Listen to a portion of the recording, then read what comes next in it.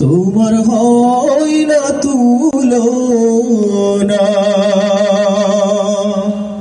মায়ের কি তুলনা হয় কারোর সাথে? জোরে বলেন, মায়ের কারোর সাথে তুলনা হয়? মা একজনই। এই মায়ের ভালোবাসা অন্য কারো কাছ থেকে পাওয়া যায় না। যার মা নেই সে বুঝে মায়ের কতটা দরদ, মায়ের কতটা মূল্য। আমরা অনেকেই মা থাকতে এখনো বুঝতে পারতেছি না যে মায়ের আসলে কত মূল্য। এই জন্য অনুরোধ থাকবে, যাদের মা বাবা দুনিয়াতে বেঁচে আছে তাদের যথেষ্ট কদর করবেন এবং খেদমত করবেন ইনশাআল্লাহ। মা জননী মা, তোমার হয় না তুলনা। মা জননী মা,